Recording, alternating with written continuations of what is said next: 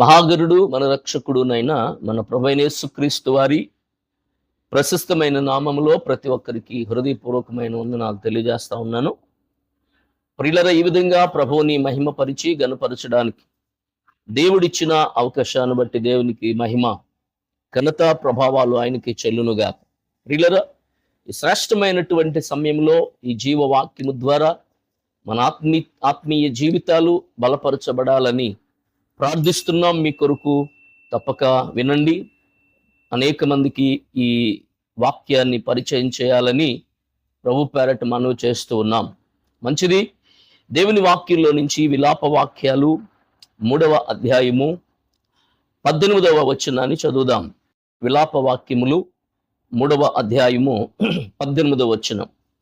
నాకు బలము ఉడికెను అనుకుంటుని, యెహోవా యందు నాకు ఆశలు లేవనుకుంటుని, నా శ్రమను నా దురవస్థను నేను త్రాగిన మాచిపత్రిని చేదును జ్ఞాపకము చేసుకును. ఎడతెగక నా ఆత్మ వాటిని జ్ఞాపకము చేసుకుని నాలో కృంగియున్నది, అది నీకింకను జ్ఞాపకమున్నది కదా. నేను దీన్ని జ్ఞాపకము చేసుకునగా నాకు ఆశ పుట్టుచున్నది.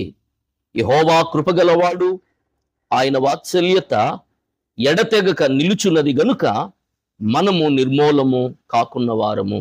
చదవబడిన ఈ వాక్య భాగంలో ప్రియులారా, ఈ ఇర్మియా జీవితంలో ఈ విలాప వాక్యాలు రాసినటువంటి విలాపము అనంటే దుఃఖము, అంటే జరిగిన పరిస్థితిని బట్టి ఆయన రాసిన ఈ విలాప వాక్యాల ఈ గ్రంథంలో 3వ అధ్యాయము 18వ వచనంలో ఇక్కడ మాట్లాడుతున్నాడు. ఏమనినంటే, నాకు బలము ఉడికెను అనుకున్నాను, యెహోవా యందు నాకు ఆశలు లేవనుకున్నాను. చూడండి, నాకు బలం ఉడికిపోయింది అనుకున్నాను, యెహోవా యందు నాకు ఆశలు లేవనుకున్నాను. అయితే నా శ్రమ నా దురవస్థను నేను త్రాగిన మాచిపత్రిని నేను జ్ఞాపకము చేసుకునిచున్నాను. ఎడతెగక నా ఆత్మ వాటిని జ్ఞాపకము చేసుకుని నాలో కృంగి ఉన్నది, అది నీకింకను జ్ఞాపకం ఉన్నది కదా. నిజమే, నీ జీవితంలో జరిగిన పరిస్థితులను బట్టి వాటిని తలపోసుకుంటూ జ్ఞాపకం చేసుకుంటూ, అరే ఎందుకు నా జీవితం ఇలా అయిపోయింది, ఎందుకు నా బ్రతికిలా అయిపోయింది, ఒకప్పుడు ఇలా ఉండేదాన్ని కాదు, ఒకప్పుడు ఇలా ఉండేవాడిని కాదు, ఎందుకు నా స్థితి ఇలా దిగజారిపోవడానికి కారణం, నా ఆత్మీయతలో మొదట్లో చాలా భక్తిగా ఉండేవాడిని, అరే రాను రాను నా బ్రతికిలా అయిపోయింది ఏంటేనని నువ్వు కృంగిపోతూ జరిగిన ఆ పరిస్థితులను జ్ఞాపకం చేసుకుని దిగులు చెందుతూ ఉన్నావేమో. దేవుడు అంటాడు కదా, నీకు కలిగిన ప్రతి పరిస్థితి నుండి కూడా ఆయన నిన్ను విడిపించగలిగిన శక్తి గల దేవుడు, నీ స్థితిగతులను మార్చగలిగిన వాడు ఆయన. ఇదిగో ఇక్కడ వాక్యం సెలవిస్తుంది, నాకు బలముడిగిపోయింది అనుకున్నా, ఇక దేవుని మీద నాకు ఆశలు లేవనుకున్నాను, అయితే నాకు ఆశ కలుగుతున్నది. నిజమే, నీ జీవితంలో కూడా రోగాన్ని బట్టి, నీకు వచ్చినటువంటి ఆ బలహీనతలను బట్టి, నీకు వచ్చిన సమస్యలను బట్టి కురింగిపోతూ బాధపడిపోతూ, అరే ఈ రోగంతో నేను చనిపోతానేమో, ఈ బలహీనతలో నుంచి ఇక నేను బయటకు రాలేనేమో, ఇక నా బ్రతికింతేనేమో అని నీ జీవితంలో నువ్వు కృంగిపోతున్నావేమో. ఇక్కడ అంటున్నాడు, నాకు బలముడికిందనుకున్నా, కానీ దేవుని మీద నాకు ఆశలు లేవనుకున్నాను, బ్రతుకుతాననే ఆశలు లేవనుకున్నాను, కానీ నన్ను బ్రతికిస్తుంది దేవుని వాక్యము, నన్ను స్థిరపరుస్తుంది దేవుని వాక్యము. దేవుడు ఎంతైనా కృపగలవాడు, ఎంతైనా వాత్సల్యత గలవాడు, ఎంతైనా నమ్మదగిన వాడు కనుక నాకు ఆశ కలుగుతుంది నా జీవితంలో. నిజమే, ఒకరోజు యేసుక్రీస్తు ప్రభువారు జనసమూహములో కలిసి ఆయన వెళుతున్నప్పుడు 12 సంవత్సరాల నుంచి రక్తస్రావ రోగం కలిగిన స్త్రీ అనేక తిప్పలు పడింది, అనేక ఇబ్బందులు పడింది, అనేక మంది వైద్యుల దగ్గరికి వెళ్ళింది, తన ధనాన్నంతా వ్యర్థం చేసుకుంది. జీవితంలో ఎన్ని తిరిగినప్పటికీ ఇక గత్యంతరం లేక, ఇక డబ్బు అయిపోయింది, ఆస్తులు అమ్ముకుంది రోగము నిమిత్తం. చివరికి విందు యేసు ప్రభువారి గురించి, ఆయన దగ్గరికి వెళ్తే బాగుపడతాను, ఆయన దగ్గరికి వెళ్తే స్వస్థపరచబడతాను, ఆయన దగ్గరికి వెళ్తే నా రోగం పోతుంది అనుకుంది. ఎప్పుడైతే ఆ మాట అనుకుందో తనకు విశ్వాసం కలిగింది. నేను యేసయ్య దగ్గరికి వెళ్ళాలి, యేసయ్య దగ్గరికి వెళ్ళాలి. వెంటనే అనుకున్న వెంటనే ఆమె లేచి యేసు ప్రభువారి దగ్గరికి ప్రయాణం చేస్తా ఉంది. ఎప్పుడైతే యేసయ్య దగ్గరికి ప్రయాణం చేసిందో అనేక మంది ఆయన చుట్టూ ఉన్నారు. ఆయన ముందుకు వెళ్ళలేక, ఆయన ముందర నిలబడలేక, తనకున్న విశ్వాసం ఏంటంటే యేసయ్య వస్త్రపు చెంగును మాత్రం ముట్టుకుంటానంతే నా రోగం బాగుపడిపోతుంది. ఆమెకున్న విశ్వాసం చూడండి. ఆయన వస్త్రాన్ని ముట్టుకుంటాను, నా బలహీనత పోతుంది. ఈ రోజున నీ విశ్వాసం ఎలా ఉంది? ఎన్ని కార్యాలు నీ జీవితంలో దేవుడు జరిగించినా, ఎన్ని అద్భుతాలు నీ జీవితంలో దేవుడు చేసినా, దేవునిని ఆయనను వదిలిపెడుతున్నావేమో, ఆయన మీద నెపాలేస్తున్నావేమో.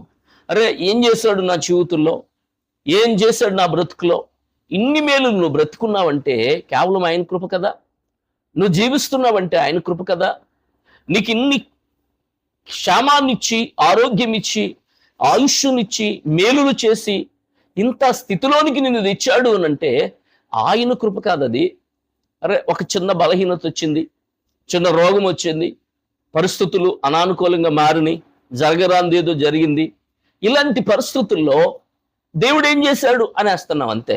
ఇన్ని మేలులు చేసిన దేవుణ్ణి, ఇన్ని ఉపకారాలు చేసిన దేవుణ్ణి, ఇన్ని కార్యాలు చేసిన దేవుణ్ణి నువ్వేం చేస్తున్నావు అంటే మర్చిపోతున్నావు. కాబట్టి దేవుడు అంటున్నాడు, ఏమని తెలుసా? దేవుని వాక్యం చెప్తుంది. ఇక్కడ మనం ఆలోచన చేస్తే ఆయన నమ్మదగిన వాడు. చూడండి వాక్యం అంటుంది, యెహోవా కృప గలవాడు, ఆయన వాత్సల్యత గలవాడు, ఎడతెగక నిలుచున్నది గనుక మనము నిర్మూలము కాం. ఎప్పుడైతే ఆమె అనుకుందో, విశ్వాసం ఉంచిందో, యేసయ్య దగ్గరికి వెళ్ళింది, వస్త్రపు చెంగును ముట్టుకుంది. ముట్టుకున్న వెంటనే ఆమెలో ఉన్న బలహీనత పోయింది. ఆమె గుర్తిరిగింది. ఆమెకు అర్థమైపోయింది, నాలో ఉన్న రోగం పోయింది, నాలో ఉన్న బలహీనత పోయింది, నాలో ఉన్న ఆ పరిస్థితి పోయిందని చెప్పినంటే అనుకుంది. వెంటనే యేసు ప్రభువారు, నన్నెవరో ముట్టుకున్నారు, నన్నెవరో తాకారు, నన్ను ముట్టుకుంది ఎవరు, నన్ను తాకింది ఎవరు అని చెప్తుంటే అనేకులు అంటున్నారు కదా, అయ్యా అనేక మంది నీ మీద పడతా ఉన్నారు, నన్ను ముట్టుకుంది ఎవరు అని అంటావేంటి, నన్ను తాకింది ఎవరు అంటావేంటి అని అంటే, లేదు నన్ను ఎవరో ముట్టుకున్నారు అని చెప్పాడు ఆయన. నాలో ఉన్న ప్రభావం బయటికి వెళ్ళింది అని చెప్పాడు. అంటే యేసయ్య వస్త్రపు చెంగులో ప్రభావం ఉంది. దేవునికి మహిమ కలుగును గాక. యేసయ్య వస్త్రపు చెంగులో ప్రభావం ఉంది. ఆయన ఉమ్ములో స్వస్థత ఉంది, ఆయన వస్త్రపు చెంగులో స్వస్థత ఉంది, ఆయన మాటలో స్వస్థత, ఆయన చూపులో స్వస్థత. కనుక ప్రియులరా, వస్త్రపు చెంగును ముట్టుకుంది, బాగుపడిపోయింది, స్వస్థపడిపోయింది, తనకున్న రోగము పోయింది. ఈ మంచి సమయంలో మనం గమనిస్తే గనుక నీ జీవితంలో ఎదురవుతున్న ప్రతికూల పరిస్థితులన్నిటినీ నువ్వు అనుకుంటున్నావేమో నా పని అయిపోయింది అని, ఇక నా జీవితం అంతే, ముగింపు, నా బ్రతికింతే అనుకుంటున్నావేమో.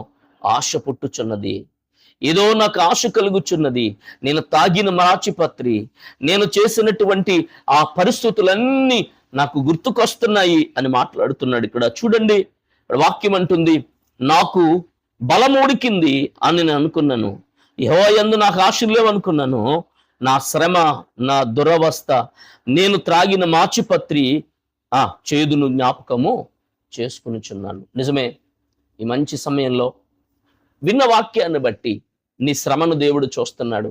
మనుషులకు ఎవరికి అర్థం కాకపోవచ్చు, మనుషులు ఎవరు పట్టించుకోపోవచ్చు, మనుషులు ఎవరు నీ జీవితంలో నిన్ను చూడకపోవచ్చు, కానీ దేవుడు నిన్ను చూస్తున్నాడమ్మా. నాన్ని దేవుడు నిన్ను చూస్తున్నాడు. నీ బ్రతుకులకు ఉన్నతమైన కార్యము చేయడానికి ఇష్టపడుతున్నాడు. దేవుని వైపు చూడు, అద్భుతం చూస్తావు. దేవుని వైపు చూడు, మేలు చూస్తావు. దేవుని వైపు చూడు, కార్యాలు చూస్తావు. కాబట్టి ఆయన ఎన్నడూ నిన్ను విడిచిపెట్టడు, ఎన్నడూ మరిచిపోడు. యెహోవా మమ్మను మరిచిపోలేదు, ఆయన మమ్మను ఆశీర్వదిస్తాడు. కాబట్టి నిన్ను కూడా ఆయన మరిచిపోడు. కాబట్టి ప్రతి ఒక్కరు కూడా దేవునిని కలిగి ఆయన ఈ జీవితంలో చేసిన మేలులను, ఉపకారాలను జ్ఞాపకం చేసుకో. దేవుడు తప్పక నిన్ను దీవిస్తాడు. నీ శ్రమలో నుండి ఆయన నిన్ను విడిపిస్తాడు. ప్రార్థన చేసుకుందాం. మహిమ కలిగిన తండ్రి, కృపా సత్య సంపూర్ణుడా, మీ కొందనాలు చెల్లిస్తున్నాం.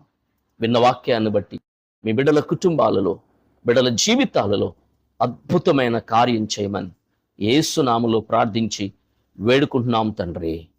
ఆమేన్.